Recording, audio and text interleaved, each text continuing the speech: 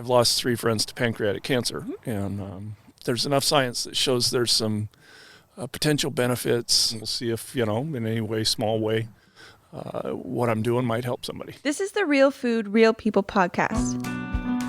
Hi, I'm Dylan Honkoop. Welcome back to the Real Food, Real People podcast, documenting my journeys all over Washington State to get to know the real people behind the food that we grow here. Our guest this week is continuing the legacy of one of the oldest farming families in the state of Washington.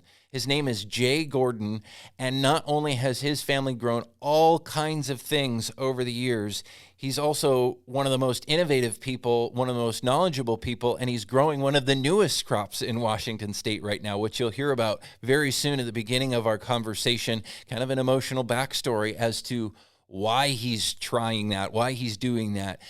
You'd be hard-pressed to find anybody more knowledgeable about our food system here in Washington State and the real challenges to maintaining and growing a local food system. You're really going to enjoy this conversation. You're going to learn a lot. I know I did. And I just can't wait to share this with you here with Jay Gordon down in Elma, Washington, is where we had this chat just a couple of weeks ago.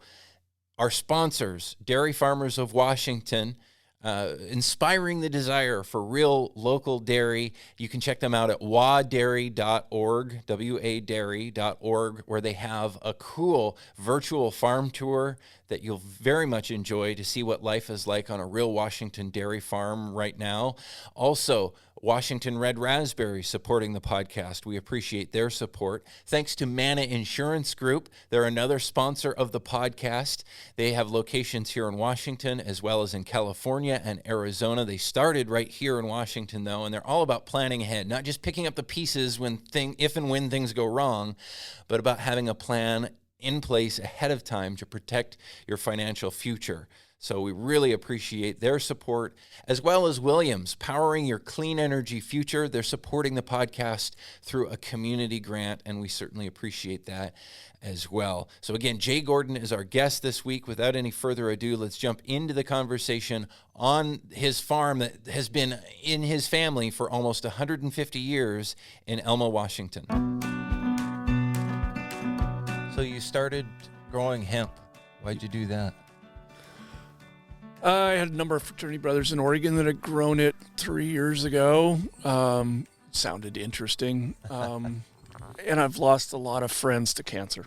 And so to me, the question that's still scientifically in its infancy and unresolved is there's enough science that shows there's some potential benefits. Israel's done a number of studies showing chemotherapy and CBD and THC, actually, stuff that gets you high, which hemp doesn't have in it. I've lost 3 friends to pancreatic cancer, and at least one study, I believe it was out of Israel, could have been out of Spain, showed that you could go from a 4% 1-year survival rate to an 18% 1-year survival rate when you combine chemotherapy treatment with cannabis. Wow.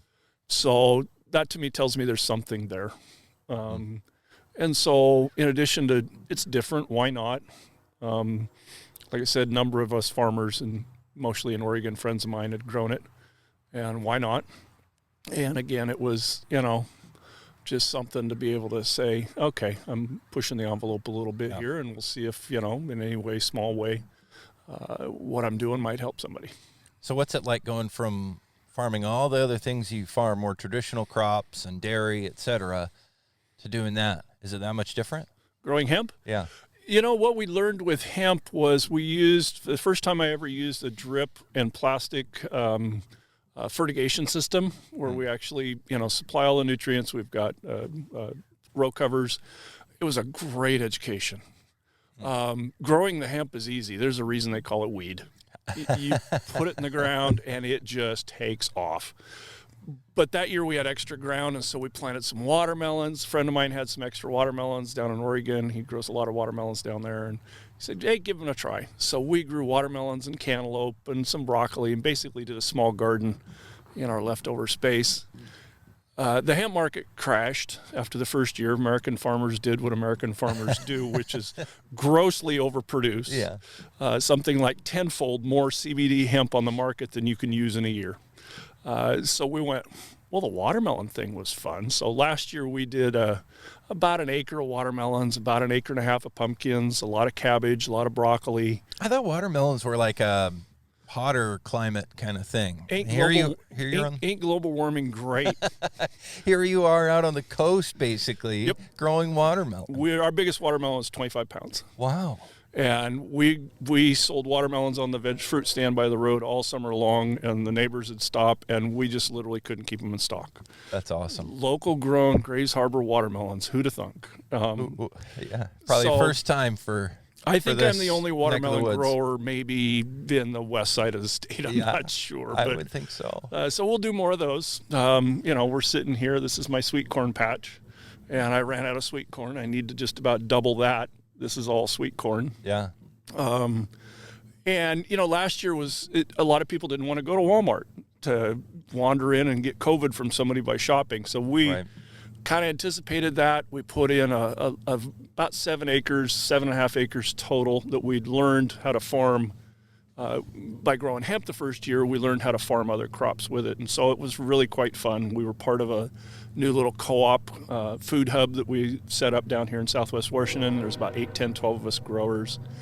We got a federal grant to do food boxes, so we ended up putting about 1,400 food boxes together for families affected by COVID. I put broccoli and cabbage and watermelons and cantaloupe and canary melons and sweet corn, and the other neighbors would contribute whatever they had. And so, growing hemp taught me a new way to farm. And so for that, it was a blast. So a new way to farm. How? The fact that you've got plastic, the dirt's covered, and you've got to feed it every single nutrient. Because the ground we've got is a real nice sandy soil up on a bench. It had cows on it for years, so it's got some natural good fertility, but not great. It's sandy. So you got to feed it the right amount of water. You got to make your recipe. You got to feed that through the fertigation system, and you got to try and balance out every single nutrient, all the calcium, the pHs, basically everything. And so I've had Sounds like chemistry class. It was like chemistry class. It was my soils and crop production class that I fell asleep in 40 years ago in college. So, but it also taught me. So then started playing around with the field corn last year, and we started doing a lot more foliar application of nitrogen. And so we ended up with about a 24, 25 ton corn crop with about 71 pounds of added nitrogen. Wow. And normally my training would have told me that takes 160, 170 units an. But by using foliar, we were able to get a better absorption and use of that nitrogen. And I shorted it a little bit. I'll go a little heavier this year, but But still, you're proving what can be done with lower inputs. Sure. And that crop style of plastic and drip and fertigation really was a nice class in, again, who'd have thunk watermelons. But you take black plastic on a sandy south-facing hillside, and you get a nice bit of sun on it all summer long. We've got it tucked away in a spot that doesn't get a lot of wind, and we were able to grow some beautiful watermelons in, of all places, Grays Harbor. So what does the plastic do? It's for weed control, but it also adds, it really warms the soil. You can put your hand underneath that plastic and it'll be 20, 30 degrees warmer soil underneath that. Holds the heat, keeps the plants warmer, they just grow better. But it's mostly for weed control. Rather than having to do tillage and hand weeding and all that kind of stuff. Yeah, we till it. We'll get it all tilled up. Ahead of time. Yeah, get it tilled up, plowed up, rotivated it, get it nice and smooth. Then we built a hilling machine that lays the plastic and the drip tape out of spare parts laying around the farm, because you couldn't buy them when the hemp craze was going on. You had to build your own plastic layer, so we did. And you hill it up and lay your plastic in your watering. And the other cool part about it is just incredibly, that plastic holds that moisture in, and you use really small amounts of water. It's amazing. Once you've covered it and you don't have that evaporation from the soil, you can grow a lot of food on a really small amount of acreage using that plastic system. It's pretty cool. There's a reason they do a lot of it in California. Well, and that's kind of in one shape or form the future of our food system, isn't it? To grow more food on less land. More food on less land, using less nutrients, or using the right amount of nutrients, not less, but the right amount. And this was an eye-opener for me. And it all came because of a crazy idea. Well, heck, let's plant hemp. I got lots of hemp left over. It's probably going to get mulched here in the next year or two because there's no market. Yeah. But I learned a great lesson. And, they say education ain't cheap. Well, guess what? Education ain't cheap. But so you're saying so far you've lost money at the hemp thing. It hasn't been like a big good money gracious, maker. yes. But last year we made enough on the vegetables that, because it was pretty easy. I'd go down. I took care of the whole vegetable patch and did most of the harvest. Every once in a while I needed a little bit of help. But you go down, you turn the water on, you add the fertilizer, you water for about 45 minutes, you check the moisture in the soils, you shut it off, irrigation's done. 2 days later, you go back down and you do it again. So it was really, again, it was interesting because it was just a very different style of farming. And, you didn't have to move hand lines, you didn't have to move big guns, you didn't turn a great big huge 480 3-phase pump on. Yep. You just turned on the water and let it drip out the hose. And we had cabbages. People were $3 for I think our biggest cabbage was 14 pounds. Now that's a cabbage there. I kept a Korean family in cabbage all summer long. They were happy campers and gave me some kimchi at the end of the summer from my cabbage. And so, fun. Didn't that take a specific kind of cabbage for kimchi? Like a Napa cabbage? Is that what you were growing? Or just a standard ball cabbage, but I guess not. That's awesome. Yeah. So what does the community here, this small town, Elma, Washington, real traditional folks, some farming, some forestry, that kind of stuff out here. Mm-hmm. What do they think of a guy who's growing hemp and doing some of the more innovative things that you're doing? Are people like, what are you doing now, Jay? We're a little isolated. It is a small town, a small community, and obviously my neighbors come out and neighbors farmers because you can't see the hemp from the road. Yeah. A couple of funny stories. One, you can smell it from the road when it's blooming.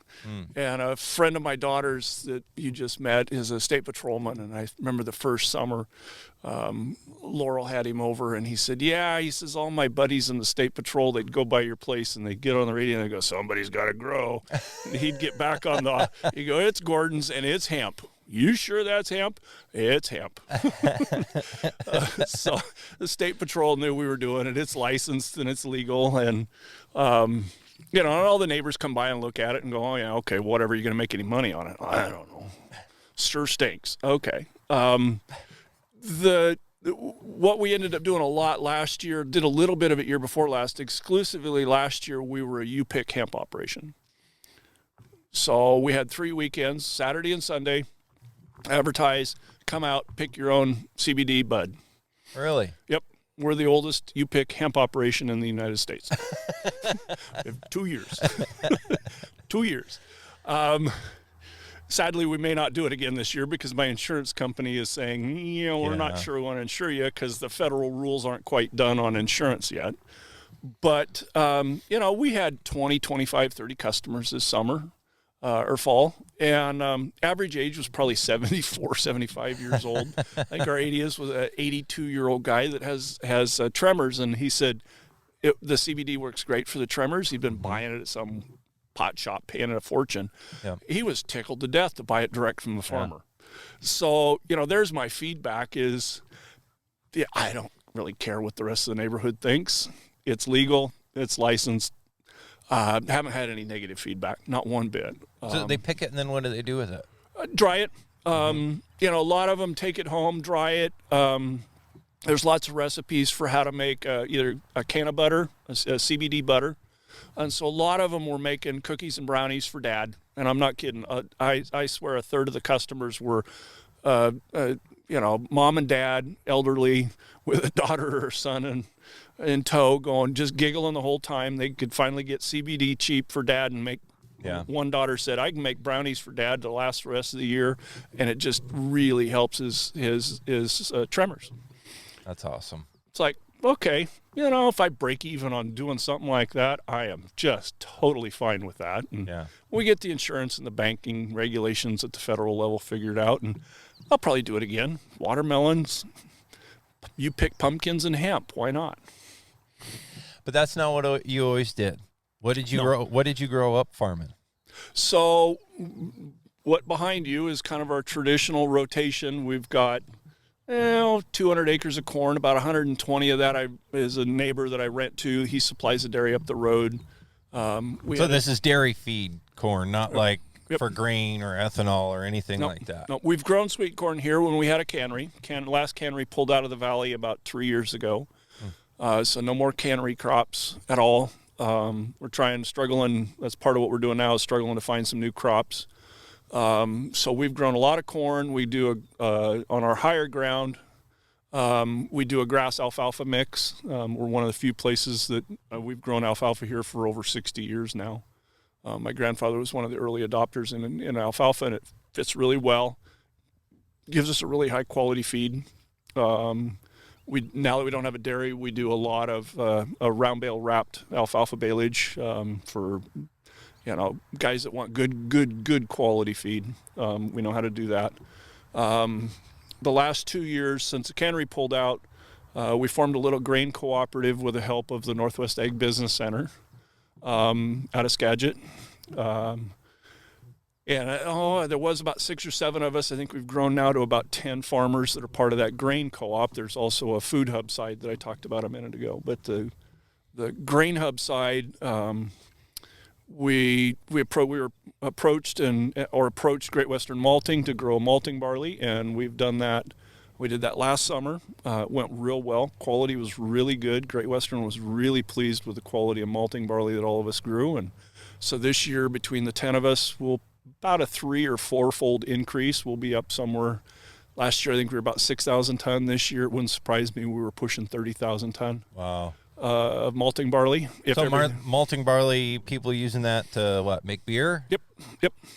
Very, very tight specifications. It's got ours right now, main customers, Great Western Malting down in the Klamath area, one of the bigger malters in the Pacific Northwest. They're very specific about the varieties and types, and we have both a fall and a spring crop.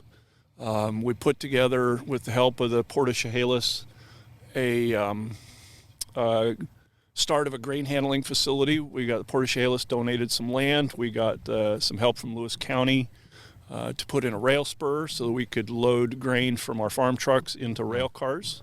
And we're building one of the first public grain handling facilities. The next phase we need to do is we need to not only be able to put in storage for us to be able to deliver to storage, but also what we want is that storage, when we're done using it to load grain out, we've got a lot of interest by dairy farmers to rail grain in to that facility. We've got a lot of organic dairies in the Southwest Washington region, and Organic Valley's interested in being able to rail grain in. They figure it'll save them $45, $50 a ton on hauling, which is, for any dairyman, that's a lot of money. Yeah.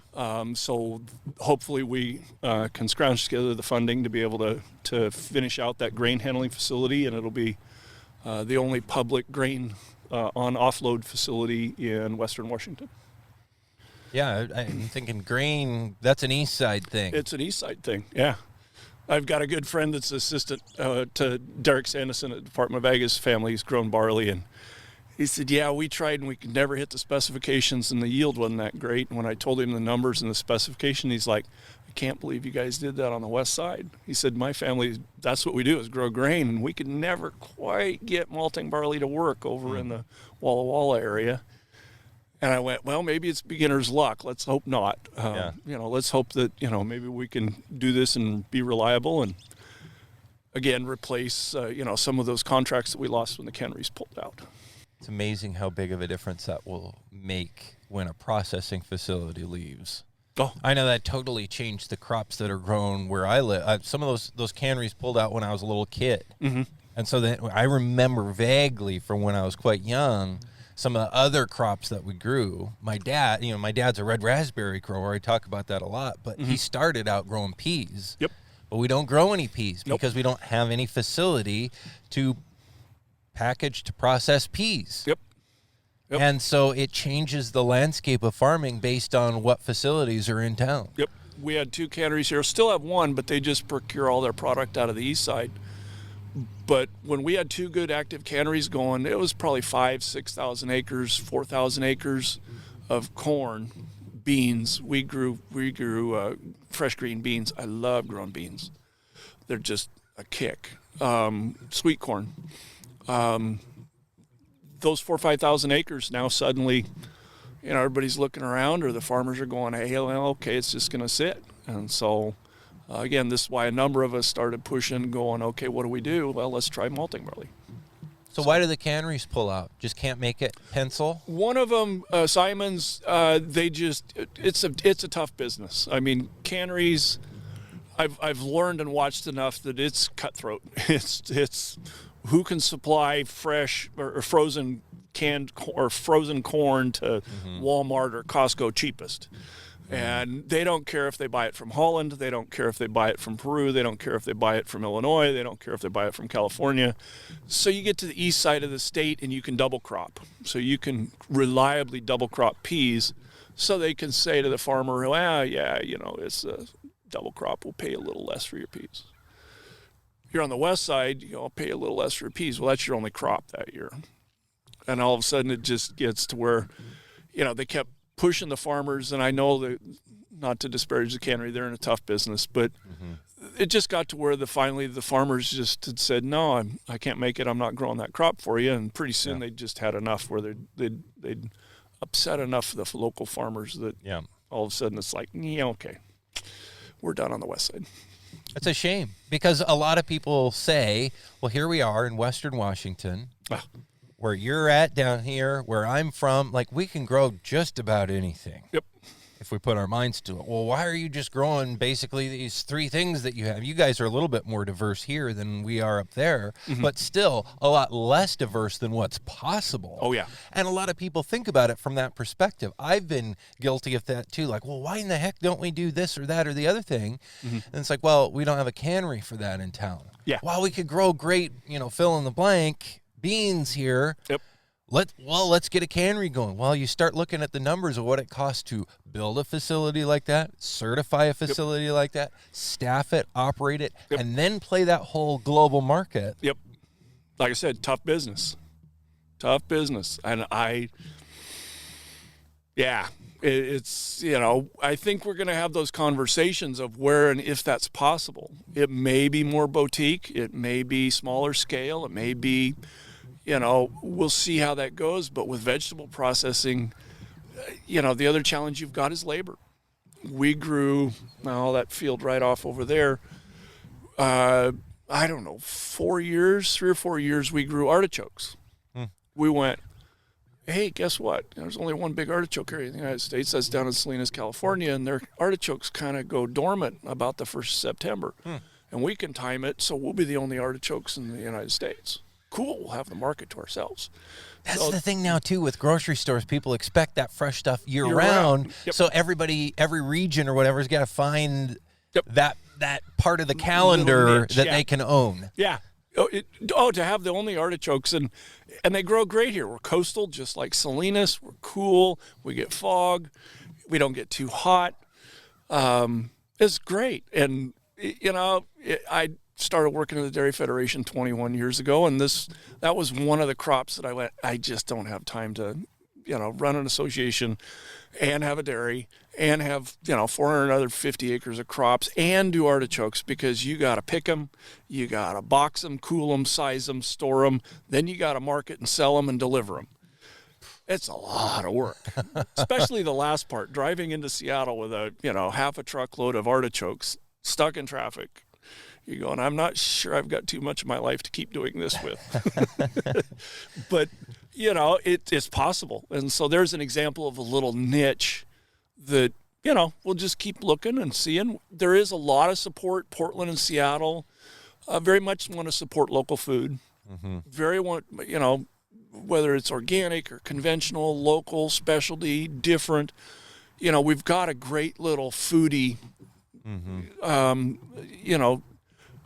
support network out there, people that want to support that. And so I think that's part of our challenge is, we're never going to have 20,000 acres of artichokes or 20,000 acres of grain for that matter. Let the guys in the Palouse grow soft white for Asia. But if we can grow a little specialty barley, say, hey, you want to brew beer in Seattle, how about you get it from Skagit or from the Chehalis Valley? Get some local grown malt. So it seems to me like it's a real split market. On one end, there's more and more of these really small local farms producing stuff, but it's very low volume, and it's farmers market kind of stuff, very foodie, gourmet, high-end oriented, boutique, as you say, and it's really expensive. Yep. Really expensive. And then there's the other end, which is just whatever, like we were talking about before, the big players come up with, and who knows where they get it from. And it's like, I don't want that, but I can't afford that. Yep. So where's that middle ground where mid-sized farms here in Washington, more than just an acre and, doing everything by hand, because that's very expensive and not scalable to feed the masses that live here. What happens to make that possible in the middle where you can grow, more of our food that we eat at a larger scale, but not have to be super high end? There's the $64,000 question. And where I think it starts with and what worries me is, I've got 40 years of experience of growing some of the weirdest, oddest, I'll throw anything. I've got bananas over there against the side of my house. They're not an edible variety, but it's my training ground. When we finally get this global warming here, to heck with the watermelons, I'm doing bananas. What concerns me is the loss of the knowledge and the will and the interest and the enthusiasm to do what you just said.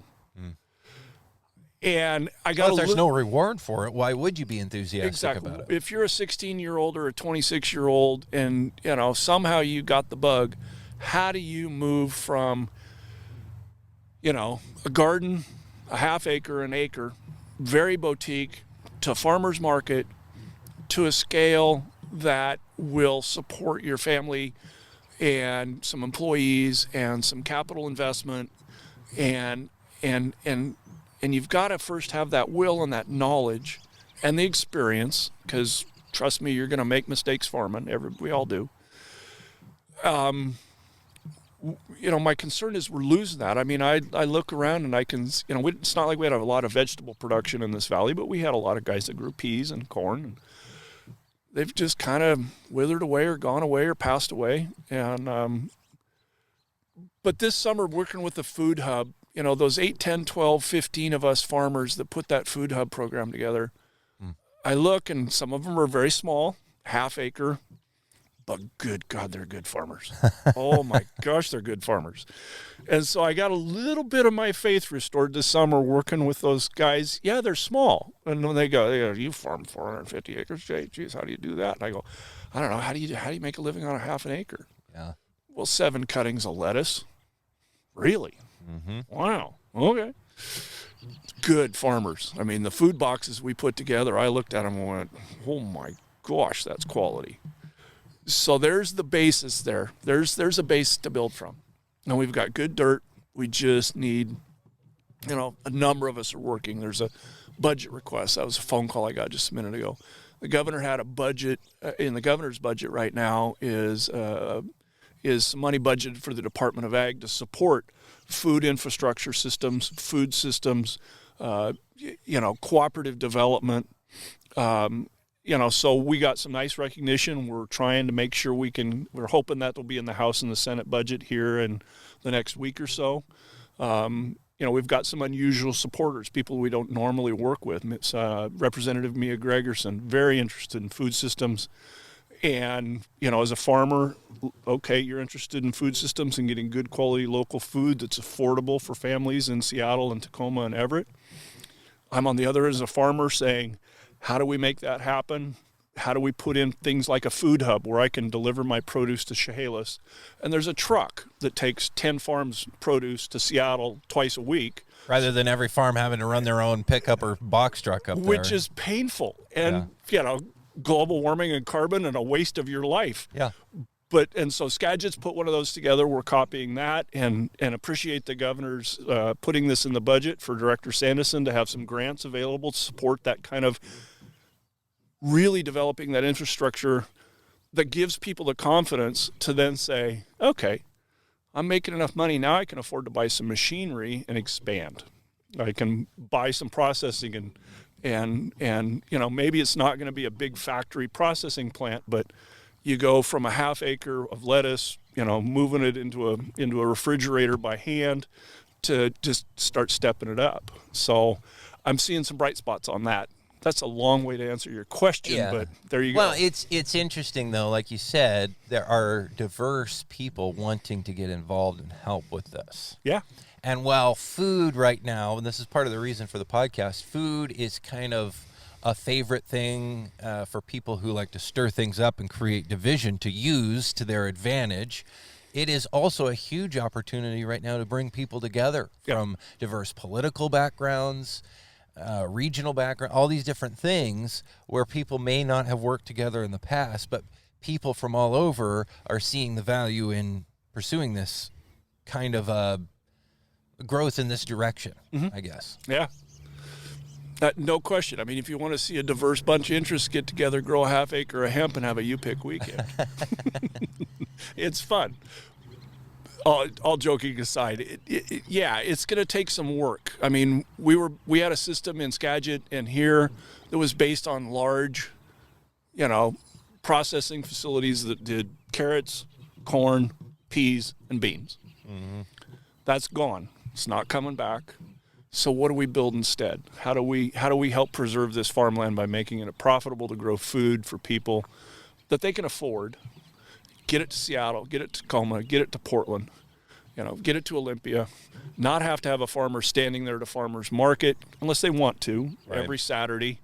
Because I know a lot of friends that did the truck garden thing and sold through the farmer's market. And after a couple of years, you can't grow and you can't expand because you got to be standing there selling your product. And so, or paying somebody to do it. Yeah. And really the people at the farmer's market want to see the farmer themselves, not just somebody paid. Yep. But even if you're paying somebody, that's an additional cost Yep. on what's already a low margin venture. Yep.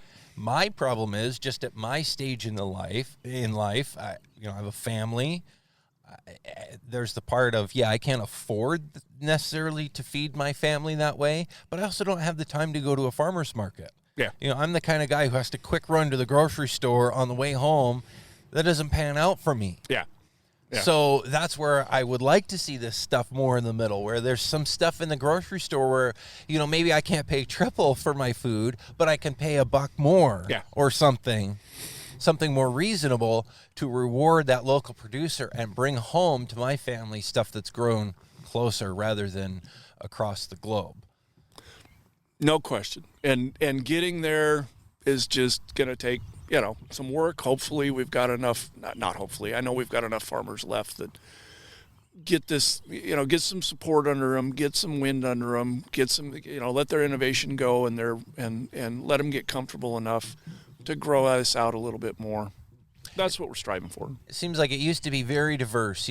Agriculture had to be for feeding people right here. I mean, in the days even before refrigeration, there weren't any other options. So things where I grew up, way before even your time or my time, and it got less diverse, but there was still a lot of stuff going. Yeah. And then, like we were talking about, processing leaves or different, infrastructure that you need to do that, and it just drops off and it goes to a huge lack of diversity in what's grown and a struggling market. And that's kind of where we're building back up from there, it sounds like. We'll see where it goes. I mean, my little experiment this summer, well, not this summer, we've always, probably 65, 70 years now, we've sold sweet corn off the road. Just set up a little set of sawhorses, set a sign out, says sweet corn for sale. And we've done that. My grandmother did that. That was her spending money.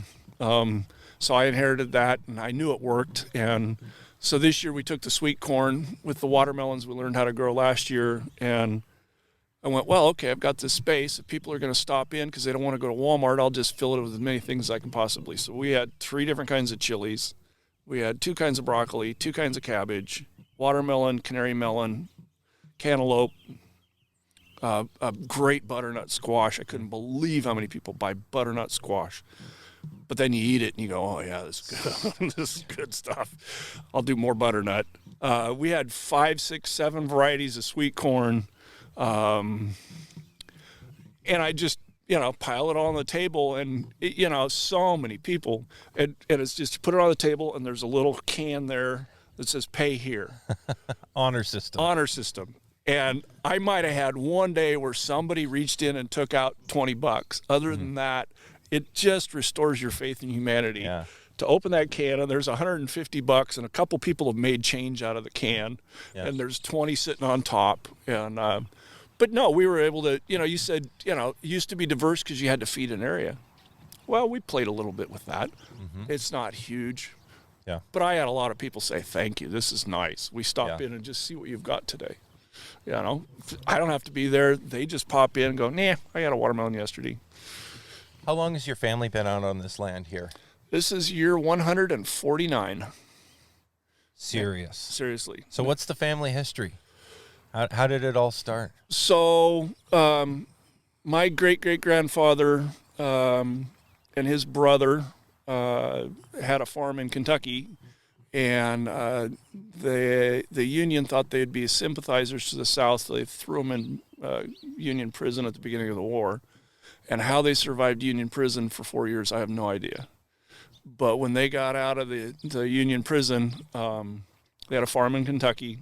And I know that farm was started at least in 1796. They sold the farm in Kentucky in 1867, right after the war, because there was nothing left.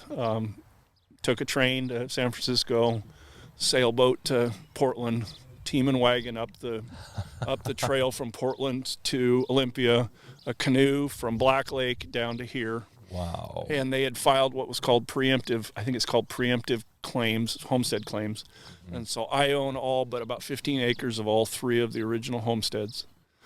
My grandson, who was just here this weekend, is 8th generation.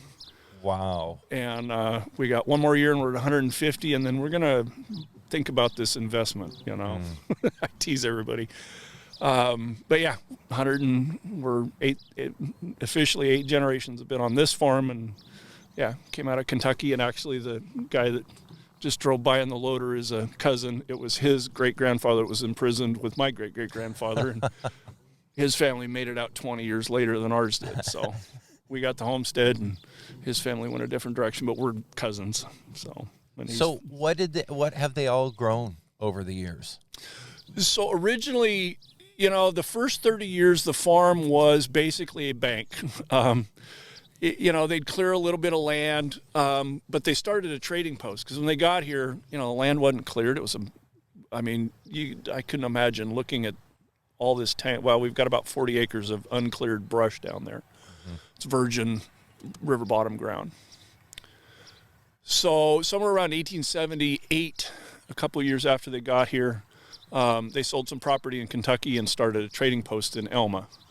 And people would come in and pay their bill with pigs or chickens or goats or whatever, and they'd bring them out here, and they had a guy that rented the farm that would raise the pigs up, and then they'd figure out how to butcher them, turn them around, take them back into the store, and sell the meat.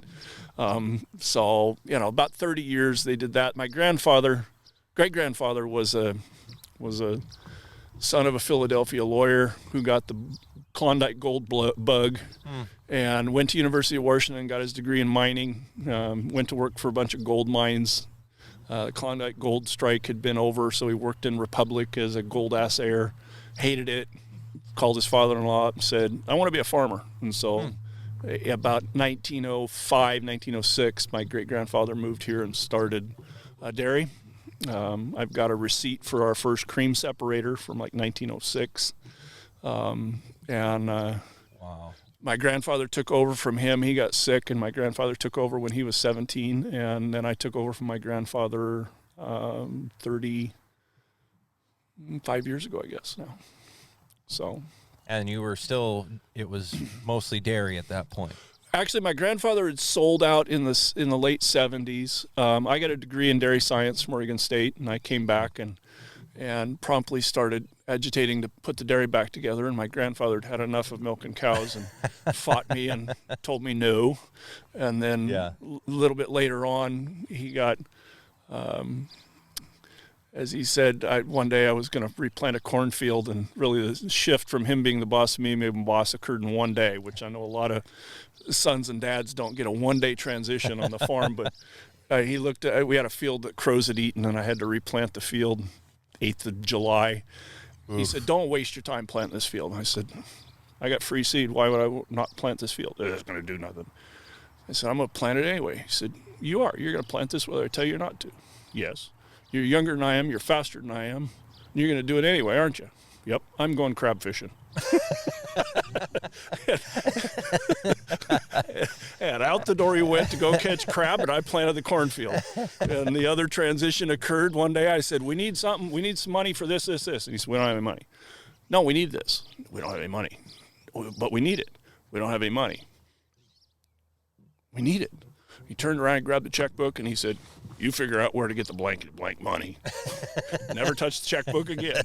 And I'm sure the grin was about this big around. We got rid of that damn checkbook. A curse. Yeah. Having control of the now checkbook. Now he could go, on the "Hey, I farm. need a new pickup." "We ain't got any money. I just bought one." What? He did that to me once. After he'd given me the checkbook. I needed a new pickup." "We don't have the money." "Well, I needed a new pickup." Karma. It came back on you. So how long did you dairy for then? 31 years, 30 years, something like that. 1989 until about 2 years ago. We farmed with a couple that's now farming, milking up in Arlington. They moved out from New York and leased the place for a couple years from us, milked cows and bought some cows. And then just about 2 years ago, they found another place up in Arlington, which is where he's originally from, and they went up and were milking cows up there. And I thought I'd miss the cows, and I don't. I like to tell everybody the only ruminants we have are the elk running around the farm. So what was that like? Why'd you decide to hang it up with dairying? You know, I'm getting older. I've still full-time job at the Dairy Federation, working on policy and lobbying and working that. Actually, it's not full-time. It's 10 out of 12 months that I take 2 months unpaid off to come here and farm. And my partner and I are just getting older, and the dairy's old. I mean, a lot of these buildings were built in the 50s and the 60s. It's worn out. And it's just a simple decision. Do you want to invest in modern technology? And I looked and went, I just don't see 150 cow, 250 cow, 450 cow dairy being, worth the investment, at least not for me. And I started as a crop farmer because when I came here, my grandfather didn't have the milk cows. And my partner on the farm, longtime friend that's been with me for also about 31 years, and I grew up with him in Oregon. We're basically brothers. He's in Yuma right now. I'm going to fly down and go ride motorcycles with him in a couple of weeks. Awesome. Both him and I are fundamentally crop farmers.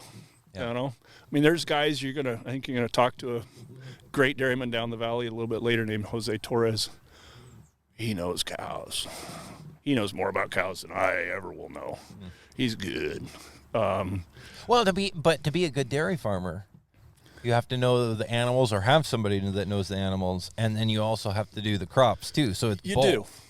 You do. But my neighbor's dad once said, you're either a crop farmer or you're a dairy farmer. He said, I was a crop farmer. Once I got in that milk parlor, I'd milk one cow, and I go, well, I've done that. I don't know why I'd want to do it again. His brother was a dairy farmer. He said, once I got around the field once, why would I want to do that again? Yep. I want to get back in the barn, and he wanted to get out in the field. Had two brothers that one was a very good dairyman. It's actually Jose's farm, the Garris family. Yep. And the Garris family over here, and they're very much crop. So, long answer is Byron and I fundamentally, we're pretty good crop farmers. We both grew up really doing that in the Willamette Valley and up here and on the farm. And milk cows, there's guys that are better. And this facility's it's worn out and tired and done. So we'll put our eggs in the basket of just crop farming. See how that works. That's the story of my family too, where both of my grandpas were cow people. Mm-hmm. My dad was not. He was a crop guy. Mm-hmm. And I would be too, because somebody else can deal with the animals. I just don't have the patience for that. Yeah. But get me out in the field, get me turning dirt, planting stuff, growing stuff, Yep. harvesting. That's where it's at as far as I'm concerned. But Yeah. thank goodness we have all the animal people too. Oh, you bet. So how did you get into this Dairy Federation stuff? And what is the Dairy Federation? What is the organization? What does it do? So the Dairy Federation is now I got to actually say it's the second oldest dairy association in the United States, because Nebraska's came back alive. And Nebraska has a dairy association and an executive director now and getting active. Dates from 1892. And I think the best way to explain it, a number of farmers have heard me say this before, was the earliest motto that I could find for the Dairy Federation was they put the association together to keep an eye on the legislature.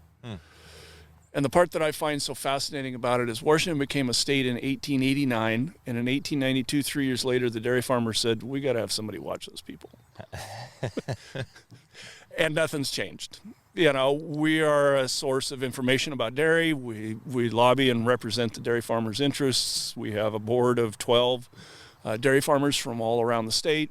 A great, very young board. It's nice to see a young board. They're not old and jaded like I am. But we've got a great board of directors that represents a diverse group of sizes and geography of dairymen.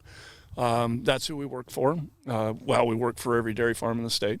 Do a lot. Most of our work is working in Olympia, either with the legislature when it's in session or with various agencies. We do a fair amount with, counties, Yakima, obviously Whatcom, where you're from. We work very close with you guys at Safe Family Farming. Work with a lot of the ag groups. You've got what we call the ag lobby. In fact, I think we got an ag lobby call at noon today. It's been a rather intense legislative session this year, to say the least. So it's sort of been all hands on deck. We've got more cohesion in the ag lobby than I've seen in a long time. Nothing like a good forest fire to get everybody rallied. But how did you get started doing this? How, as a farmer, you decide to step into that world? A little bit by accident, and just found I was interested. I was on the Conservation District Board here, got a little mouthy with the State Conservation District Association Board of Directors. And about 3 months after I got mouthy with them, they called me up and said, hey, you think we're doing things wrong? How'd you like to be treasurer? That's the sign of a good organization, though. Yeah. Because normally organizations will say, they don't like the way we're doing things. We got to show them that we're right and you're wrong, versus bringing diversity of viewpoints into an organization. Yeah. Oh, and it was a great board of directors for 6-7 years. I was on the state board. And a lot of the board of directors from the conservation districts were a lot of the Eastern Washington districts or Whatcom. Well, I was 28 miles from Olympia. So all of a sudden they'd call and go, we didn't have a lobbyist. We had a part-time lobbyist that would kind of schedule us, but we were responsible for lobbying ourselves. And so they'd call me at last minute and say, hey, there's a hearing tomorrow at 8 o'clock in Olympia. Can you get to Olympia? And I'd scrape the cow manure off my boots and run up to Olympia and sit down and go blah, blah, blah, blah, nervous as a cat on a hot tin roof. And after 4 or 5 years of doing that and working with a really good team of the district, the Association of Conservation Districts just had a great board of directors that I had a real pleasure to work with, and I enjoyed it. And when the Dairy Nutrient Management Act stuff started to rear its head in 96 and 97, I thought, I've done the Conservation District thing now. And I walked into the Dairy Federation, and I knew the board here, and I knew they were getting tired and they wanted somebody else to step up and be a local rep out of Grays Harbor. And so I volunteered to serve on the Dairy Federation board. And we put together a strategic plan in 1999, completely revamped the organization, changed the board of directors, changed the dues, changed the bylaws, just really did a complete reevaluation of the Federation and how it was functioning. And And shortly after we adopted that comprehensive strategic plan, the executive director, a lady named Debbie Becker, said, I'm leaving. I'm going to go work for somebody else. And the board said, Jay, would you fill in as temporary exec for 60 days? And I approached Byron here on the farm, and he said, yeah, go get a real job, and you'll get sick of those. And I liked it. I'd done it for almost 10 years as a volunteer with the district and with the federation. And I thought, why not? And it was easy because we had a brand spanking new strategic plan that I'd helped build. Right. So I put my name in the hat for the exec position and got it, and I've tried to learn my best on organizational management. And, I think in a lot of ways it's been a real blessing that I was a dairy farmer and running the Dairy Association. And so, brought a little bit. I mean, Debbie, her dad was a dairy farmer in Pacific County. But I think it's really, for 15 years I was the exec. And then I just felt like we had a little more turmoil in the federation about 5 years ago. And, it needs new blood. So Dan Wood and I switched roles. He'd been doing the lobbying and I'd been the exec. And he had a lot of years of working in organizations, but he'd never run one. And to me, 15 years is enough. An organization needs fresh blood, but it also needs continuity. And so we just switched, and so now I'm doing the policy work and lobbying and spending a little more time. Once session's over, I take a little more time off and come back here and farm. So in a nutshell, doing policy work and lobbying, what does that mean? What do you do? At the end of the day, the best answer I like for that is you need to be a trusted source of information about your area of specialty. Everybody likes to, lobbyists. At the end of the day, the world needs lobbyists. I don't understand how you would do healthcare reform. It's not my area of specialty. I do not know what transportation Seattle needs. There's lobbyists that work on, what's the correct way. So Dairy Federation has really been, you walk into Olympia, you better have a good handshake, you better tell the truth, you better be honest, because your reputation as a trusted source of information about, how does this overtime issue affect dairy farms? How does a water right change affect dairy farms? There's not a lot of people out there that will have that answer, but you better have a good answer. You better be able to back it up. It doesn't mean you need to carry around your entire bibliography with you, but you got to be a credible, trusted source of information about your area that you lobby on behalf of. And I think most lobbyists in Olympia would say, yep, you got to be straight, play straight, be a good source of information, whether you're lobbying for an apple growers or Mariners or Safeco or an insurance company or a bank. Yep. It doesn't matter. So that's a little bit tougher to do in a Zoom world. There's not quite the interpersonal. We're figuring it out, but oh gosh, I'll be glad when this Zoom lobbying thing's gone. I'm used to looking at somebody in the eye and shaking their hand and going, "How you doing?"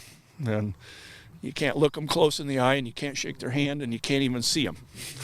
So this farming stuff here and all this land has been in your family just short of 150 years. Mm-hmm. What's the future of your family and this land? What do you think's going to happen? I haven't made decisions on that yet. I have 4 daughters. We'll have to have those conversations in the next 2, 3, 4, 5 years. We'll just see where it goes. I'd like to see it stay, but on the other hand, if you're going to farm, you better want to farm. And, my 4 daughters, they're making their own lives. They're making their own careers. Who knows where that goes? Yep. Who knows who they marry? Maybe they find somebody that's interested in that. Maybe they don't. That doesn't matter. And, if 15 years from now or 10 years from now or 5 years from now we've had enough, there'll be a farmer. We've taken pretty good care of the dirt. We've got good water rights. We've got a nice piece of ground. Yeah, there'll be a market for it if that's the ultimate way it goes. It's the way it goes. Would that be hard for you to see 150 years of family history come to an end? No. Let it go. I thought it would be years ago, but what I've learned is if you want to farm, you have to want to farm. Because if you don't, I've seen too many kids that got pushed into farming by niggle, by crook, by hook, by whatever, by dad or mom and dad. It never ends well. It never ends well. I mean, the stories that I've seen and the family tragedies I've seen when the kid really didn't want to farm and really wasn't given the permission to go be a oceanographer or a doctor or a musician or whatever their passion was. If your passion isn't farming, the days are too long, the bills are too high, the mistakes come fairly often, the weather, the bugs, the snow, getting up at 2 a.m, whether you're milking cows or running crops, there's going to be something, and you got to have that passion to keep you going. To survive all of that. Because it sure ain't the money. It is not the money. It's, you hope you got enough at the end of the year you can pay everything and go, well, okay, we're not in the hole. But you got to have that passion. And so, if I don't have somebody that's passionate, willing, committed, that wants to take this over, then sell it to somebody that is. It's a great piece of property. It's a wonderful, piece of dirt. It's always going to look like this because it floods. Never going to be a house there. Can't quite see it, but the high water mark is halfway down this hill. We got there 3 times this winter. Wow. And that wasn't the highest flood. The highest flood, we'd only be about 4 feet above the highest flood. Wow. That's solid water, as far as you can see. Not worried about housing developments. Tank going to get sold for housing. Well, that's good because that's not true for most farming areas. Yeah, I know. I look at that beautiful Whatcom County ground and out of the floodplain and that nice view of Mount Baker, and I worry. It's nice dirt, but boy, everybody else going, nice view. Yep, exactly. Nice dirt. Nice view. No. Yeah, it's. Well, thank you for being willing to share on the podcast. Sure. Incredible story and a lot of family history. I haven't had anybody who's your seventh generation. 6? I'm 6. I'm 6. My daughter's 7th. My grandson's 8. Grandson, right. Yep.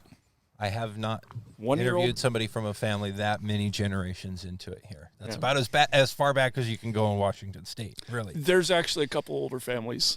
Wow. There's not many, though. Not many. There's one up the valley that we keep track. It's a little scorecard. 1853, Rick Nelson, who just passed away, he was the president of the Ag Legal Foundation. His family, 1853 in Olympia. Wow. Yeah. But, after 100 years, you get the stubborn award, I suppose.